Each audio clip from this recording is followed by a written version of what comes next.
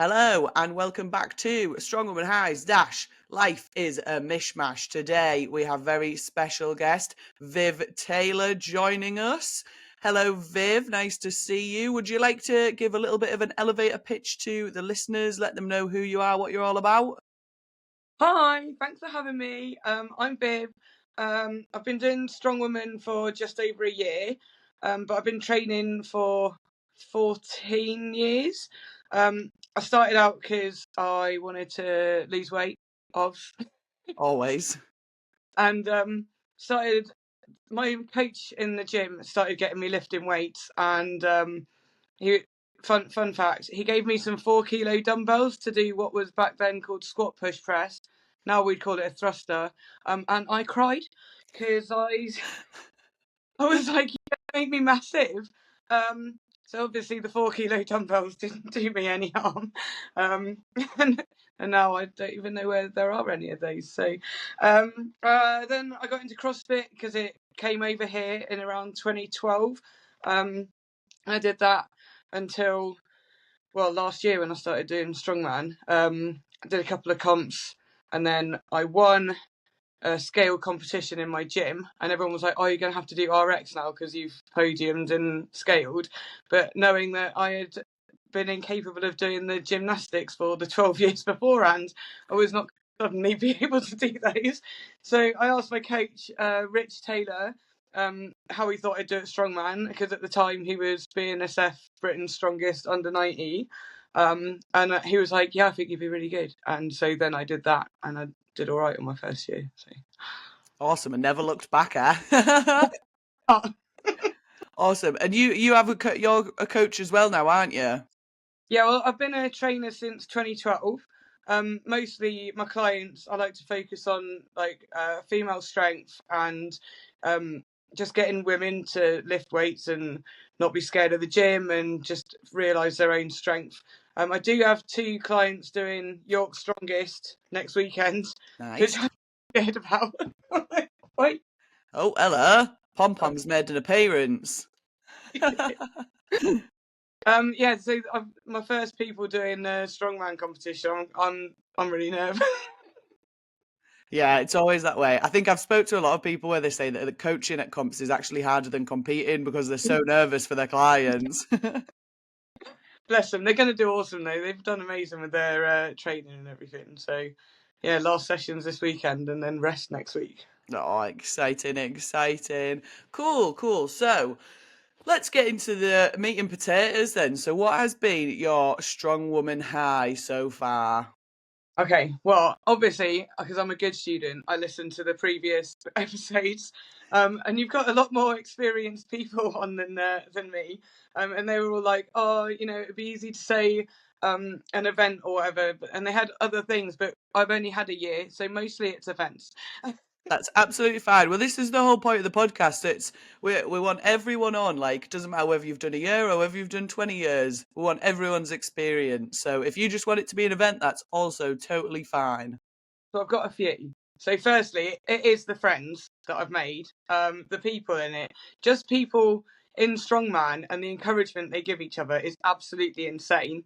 In 2023, before I did any of this, I was volunteering for BNSF Brits at Dominus, and I've never seen it before where people in the same category, literally against each other, are just screaming in each other's faces to just get the fucking lift. I was just like, oh my god, this is so good. And then it still happens when it's you, and it's amazing. So there's that side of things, which I've never known anything like it, and I've done like I said, CrossFit comps, and the strongman comps is just something else. Like for the support from the people that you're like up against, but you're Yeah. not up with them, which is that's so amazing. And then in Finland in September, I went to Weigh Worlds, and at Brits, I'd got a new 1 rep max on my deadlift of 155. And then at Worlds, the deadlift event was going to be 130 axle, 1 rep with no straps, straight into 155 for max reps. And I was like, ha, I'll do 1 then. Okay. And then I failed it 3 times in training before the comp. So I didn't have any faith in anything happening at all. And then I got 5 fucking reps in the competition. And I was Amazing. absolutely hysterical. And everyone's like, "Oh my God, you pulled a truck." I was like, "I 5 reps my 1 rep max." That's so good. That's so cool. And then in October, Dominus sent a team to Sheffield Strength. I can't remember what they're called. They did a team competition, and 4 of us went. And I was like, I'm going to get a double bodyweight PB today for my deadlift.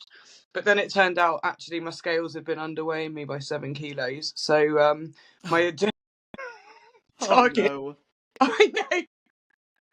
So 1 PB is I didn't cry about that in front of everybody. That's good. That's very good. Yeah. Very brave. So it wasn't a double body weight, but I did get 165. But I failed it, obviously, in the minute. And then they were like, "You've got 20 fucking seconds, go again." And I was like, "What the fuck?" And then I did, and I got it, and it was just insane. It sounds to me like you're very much a person that deals very well with pressure. Like all these scenarios, you've been like, "Oh well, I failed it," but then when it's been the most high pressure, then I've done it. I mean, I would never have said, "Oh, I deal really well with pressure," but apparently, make 100 people look at me. Sounds like you do, mate. Sounds like you do.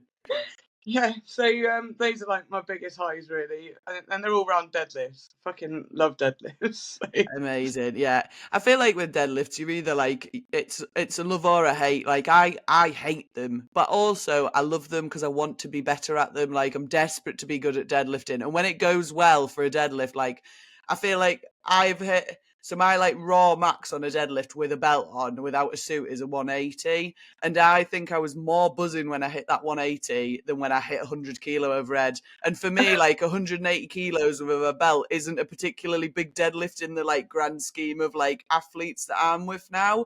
But for Yeah. me, I was like, "Oh my God, can you believe it?" Like, I feel like my highest achievement will be when I hit a 200 kilo deadlift not wearing a deadlift suit. Like, that's a lifetime PB for me, that. Whereas other people will be fucking repping that. I'm like, no, that's the one. That's the biggest lift for me.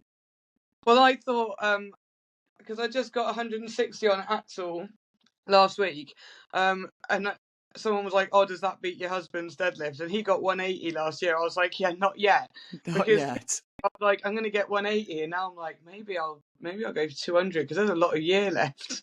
100%, 100%. Well, I think just having those high goals is super important, though. Like I do this. I know, but people talk about lifetime PBs and stuff, but in my head, there's no limit for a lifetime PB. You can just Yeah. keep going.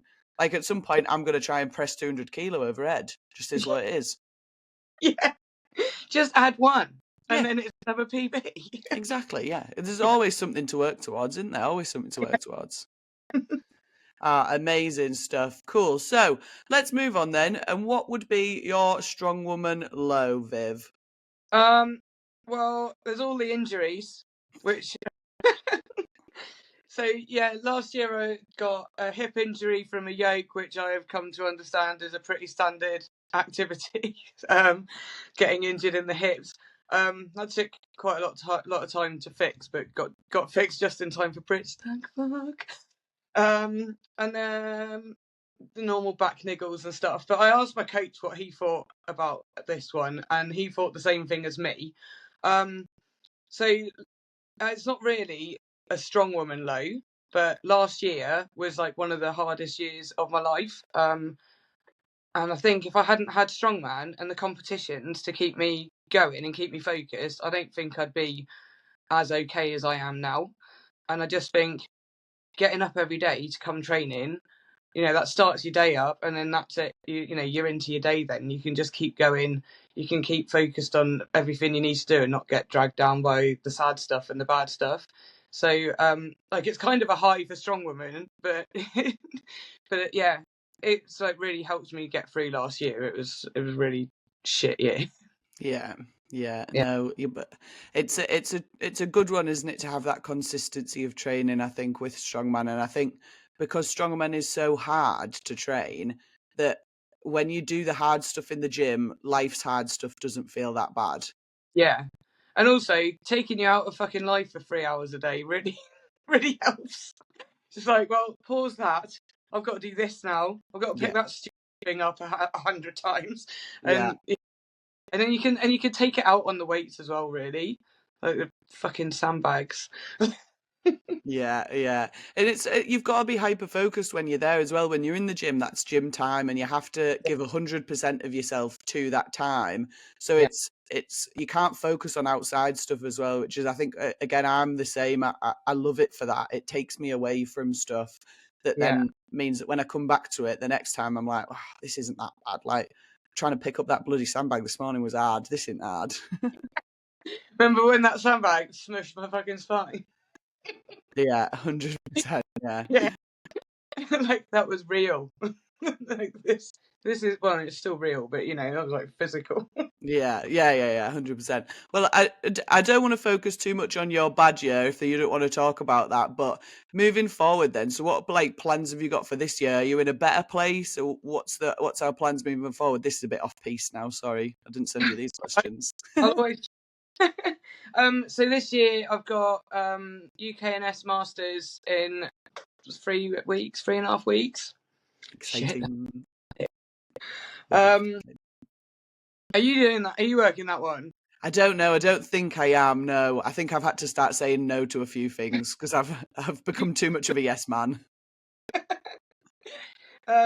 Yeah, so I've got that next month, and then the month after I've got Weigher England's as well.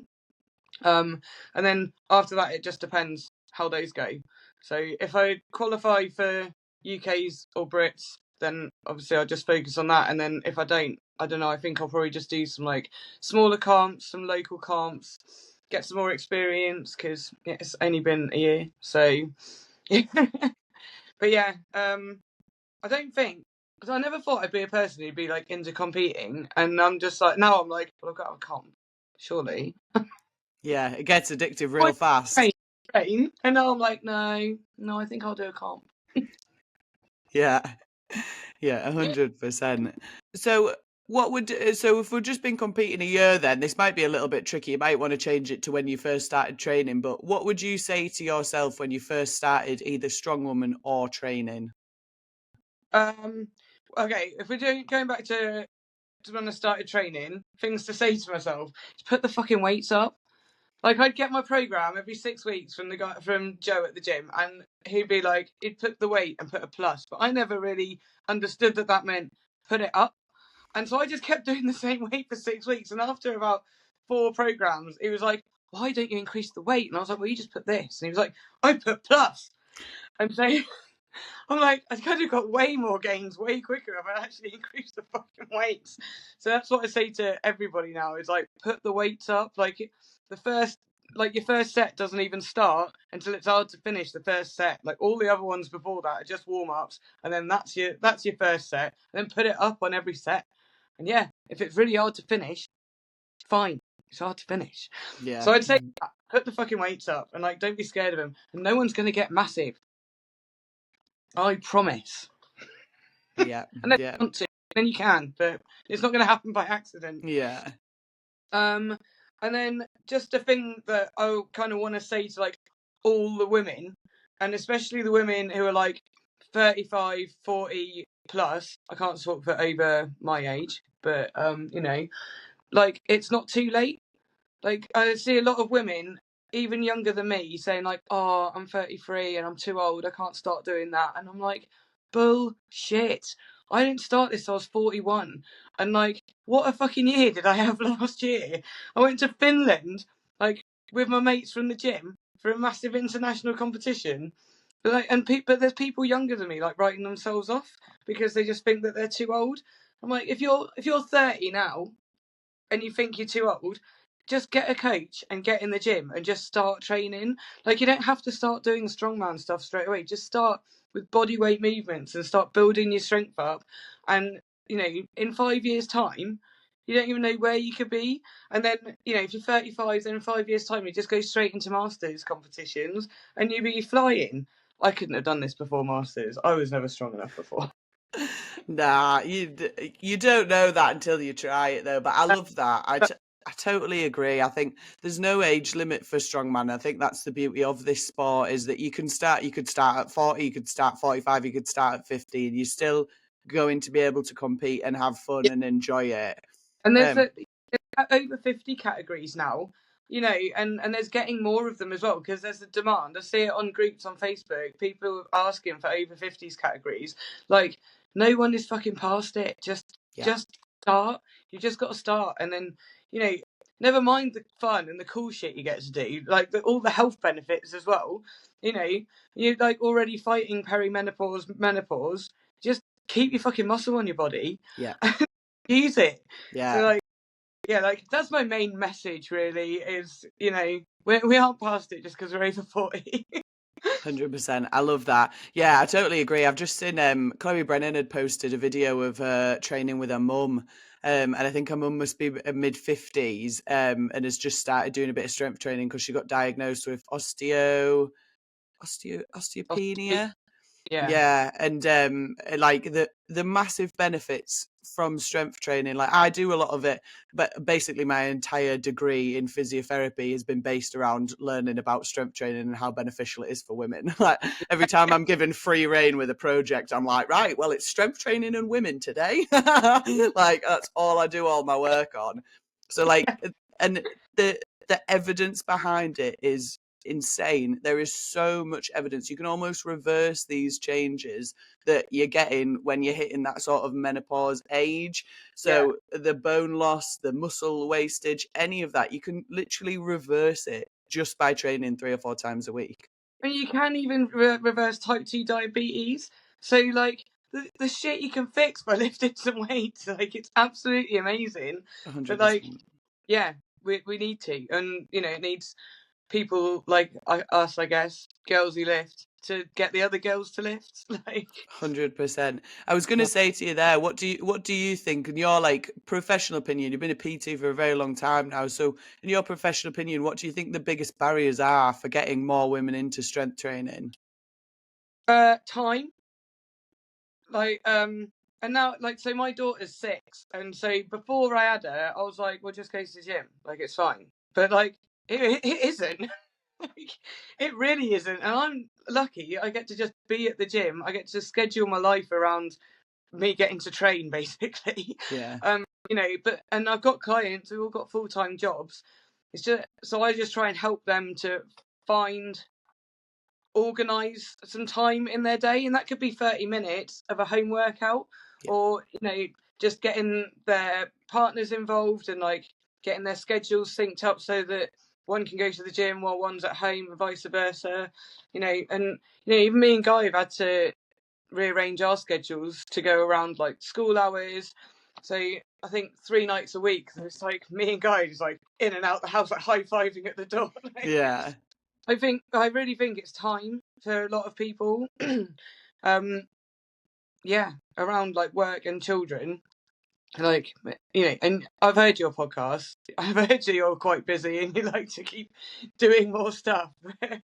But yeah, I do think time's the main thing for people. 100%. I think it's time, and I've done a bit of research on this, and from what I found, the majority of people seem to sort of say time, lack of motivation, and then also specifically with women is that they don't take that time for themselves. They're not Yeah, selfish. They take on too much responsibility and therefore won't prioritize stuff like training.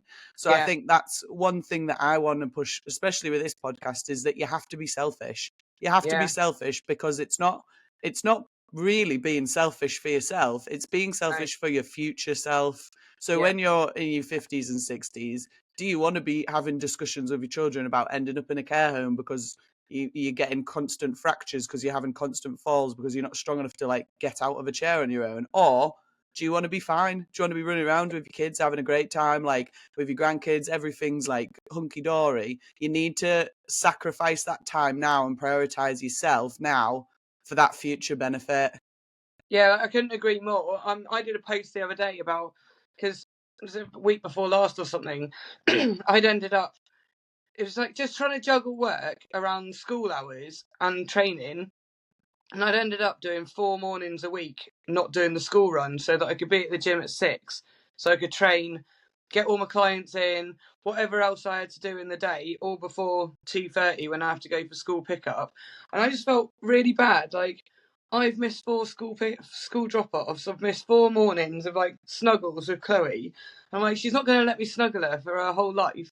And I was feeling really bad about it. But then I was like, but to be fair, I'm also teaching her that it's important for mummies to have time to do the things that make them feel good, and to be able to go and do the things that are good for their health and for their body. And I explained this to her, and I was like, and I hope you know, if you become a mummy, that it's important for you to do things that are good for you as well.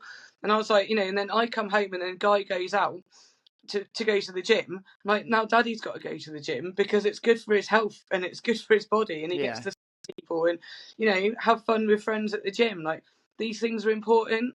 So yeah, I feel bad about not being here, but I'm also teaching her to give that time to herself, and hopefully when she's in her 20s and 30s, her and her peer group won't be there trying to bash out a couple of squats while the kettle boils for dinner, just because that's the only exercise they're going to be able to get. Yeah, no, that's really cool. I love that. It's almost like we're in this like pivotal moment in history where we're starting to make that change, and the kids now that are gonna come up and come through, like, I wonder, it'll be cool to see in the next sort of 20 or 30 years where women's priorities are, and whether like a lot of the research now is the same as what it was, because obviously teaching like children these lessons now and sort of going, no, like we are like, we're women, but we're going to take time for ourselves. We're going to go to the gym. We all want to be really strong. None of us really want to be skinny anymore. We just want to be jacked. And like how that will actually affect like the future of like female sports. And like, I know as well, there's a lot of studies about like the drop off at like secondary school age for like girls in sport. It's a Yeah. massive, huge drop off. It's insane. And I wonder how much difference that's going to be in the next sort of 10, 15, 20 years compared to what it is now. So Chloe said last night she has like cheese strings, and it's had a Delicious. I love cheese strings. I hate it. I might just have the baby bells because that's real cheese. But these cheese strings have got like questions on the back of them, and it said something like, "When I'm older, I'm going to get a world record in." And we were at the gym because, like I said, Guy's away, so she'd come to work with me, and she was like, "I'm going to get a world record in," and she goes, "Weightlifting," and I was like, Hell yeah. That's what we like to hear. "Tell everybody." That's class. That's absolutely class. Yeah. It's just so cool. It'll be so cool to see like how the future of this all pans out. Like, I can't wait. I'm not trying to wish time away, but I'm excited to see what research says in 20 years. Don't care whether I'm a dork or not. And like, even when I started going to the gym in 2010, I was the only girl. Like, it was me and a bunch of boys lifting some weights. There was a couple of girls. I will give them their credit. One of them was the instructor for LBT, and after LBT, we'd go in the gym and lift loads of weights, and those two were absolutely fucking shredded.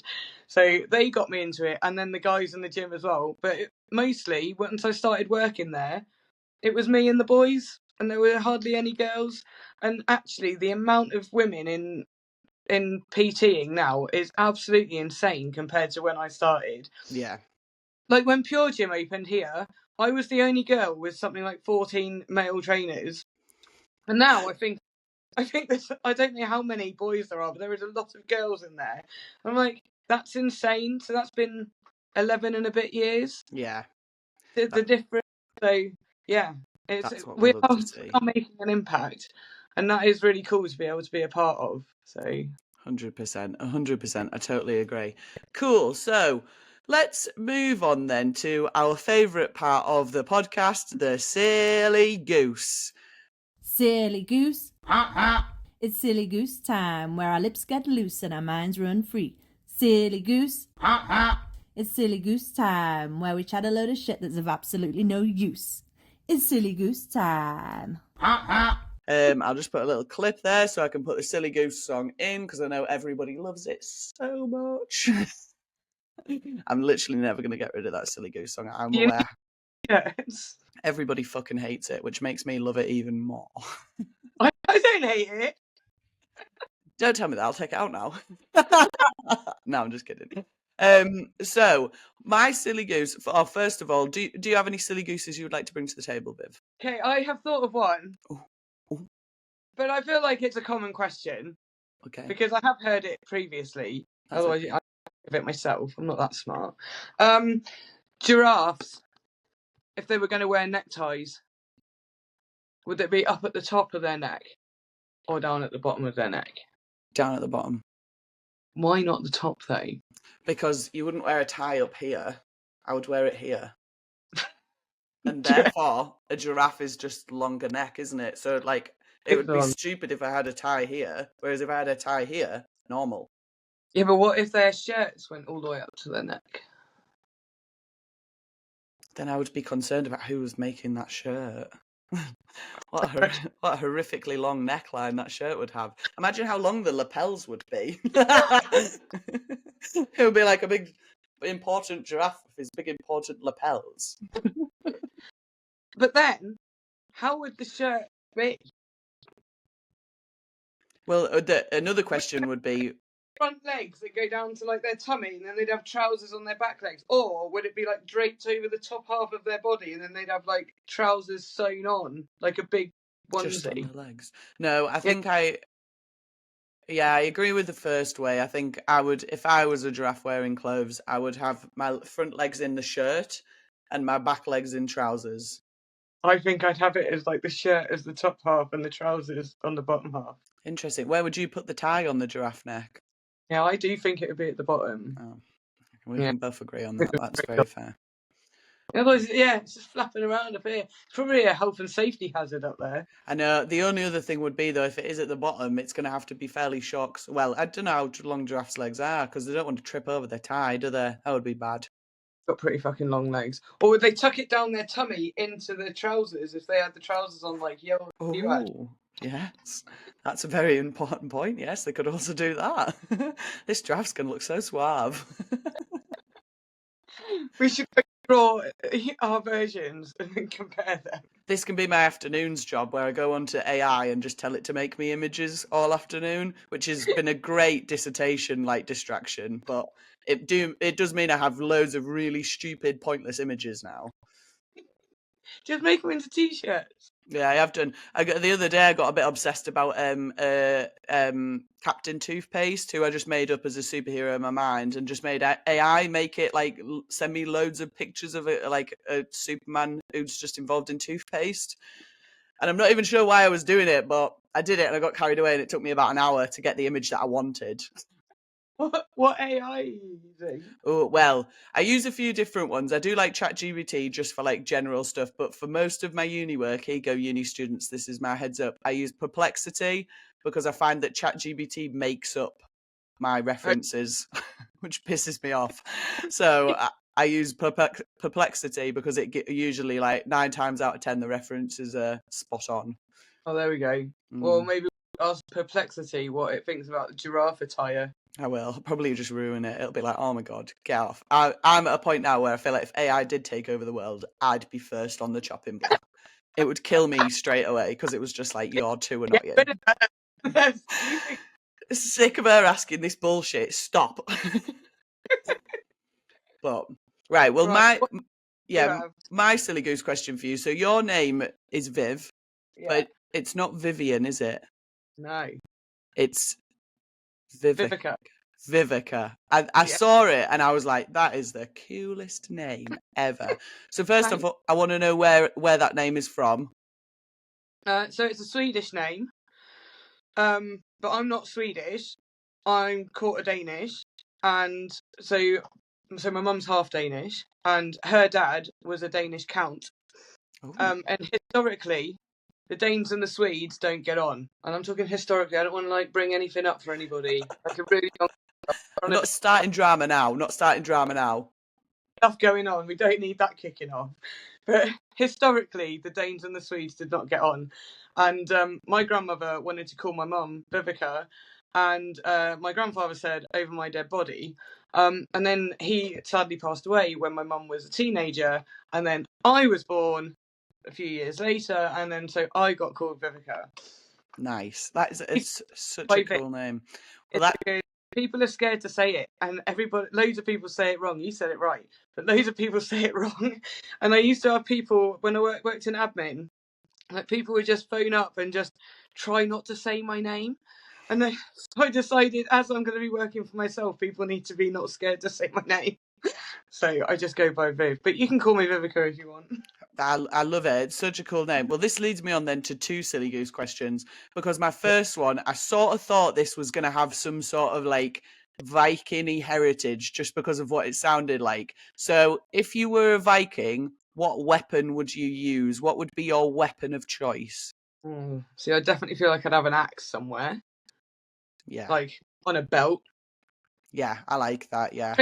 Getting so up close and personal with an enemy that I had to use it. That's the only problem, yeah, with an axe. If you're this close to someone, Unless, I feel like unless you throw it. Have you ever done any axe throwing?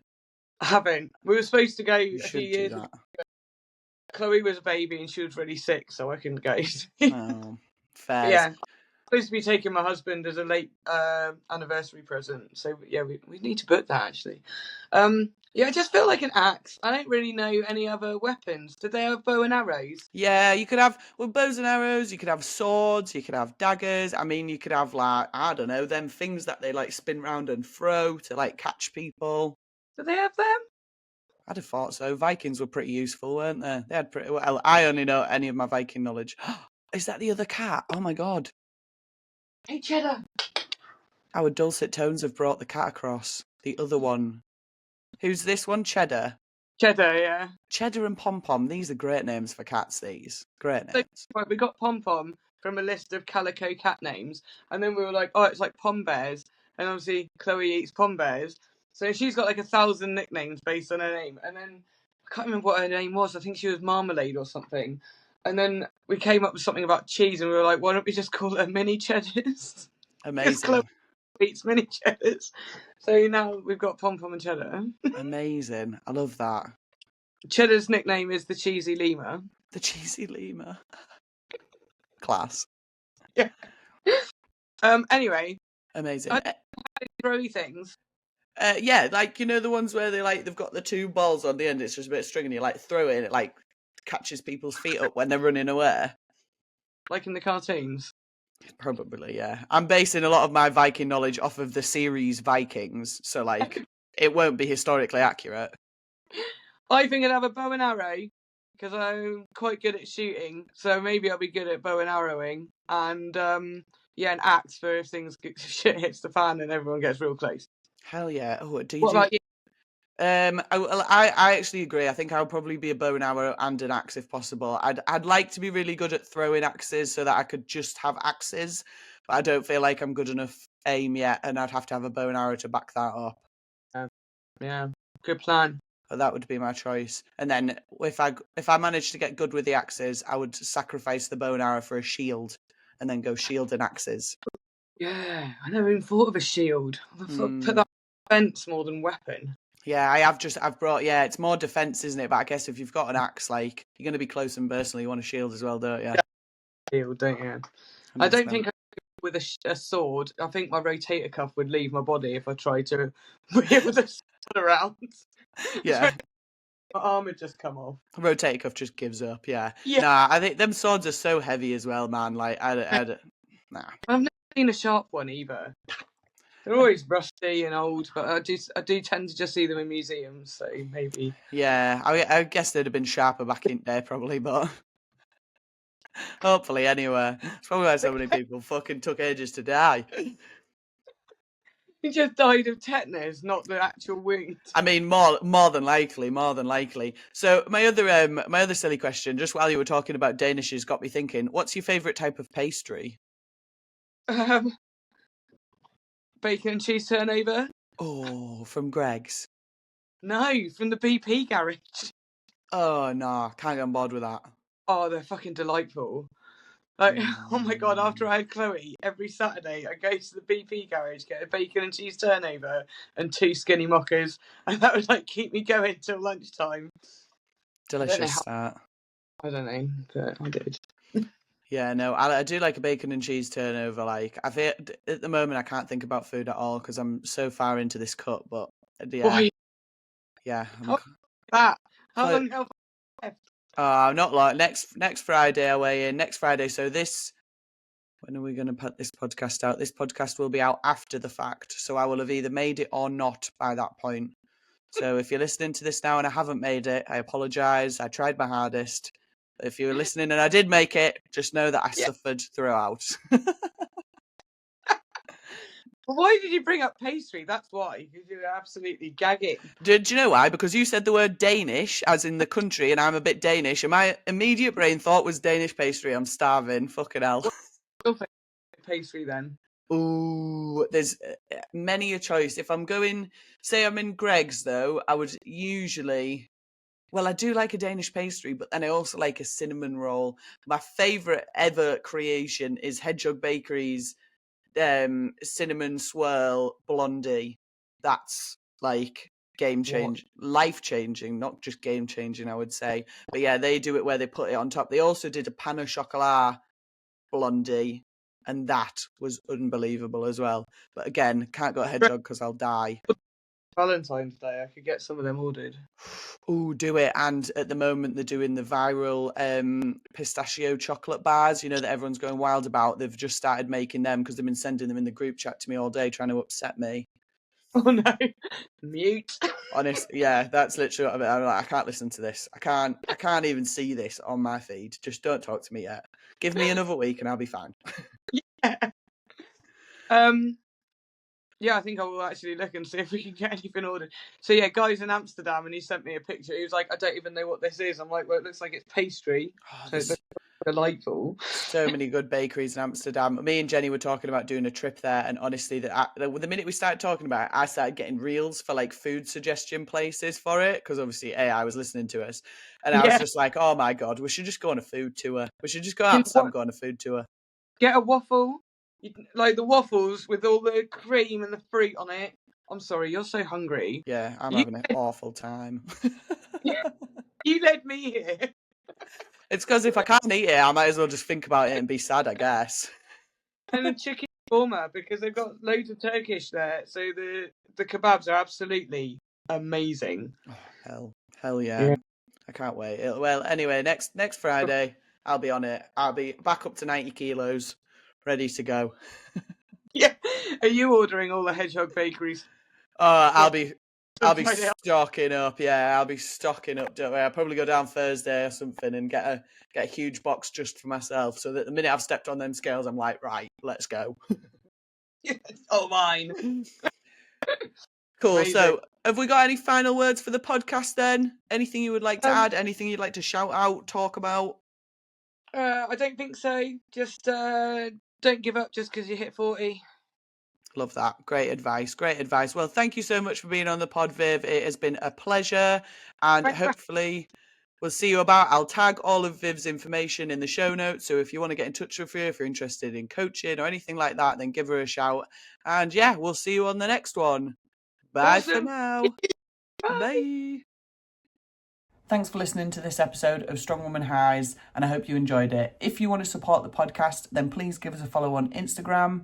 Or if you would like, we're also on buymeacoffee.com/strongwomanhighs. This is where you can send us tips, or you can also join our membership area, which is $5 a month or £4 a month. It's the silly gosling level. We'll post out any extra content that we get on there, and hopefully a few little free giveaways of things as well. The podcast currently doesn't cost a lot to run, which is what we're trying to keep it as, but we would like to be able to cover our costs, and also once those costs are covered, any profit that is made on Strong Woman Highs will be getting saved up and put into a pot for future Strong Woman competitions that we can sponsor. So if you have a Strong Woman competition that you'd like to be sponsored, or if you want to be on the podcast, then give us a shout, send me a message on Instagram or on YouTube, anywhere else you can get us, and we'll get it sorted, because the more women that we can get on, the better. Thanks for listening and watching. Bye!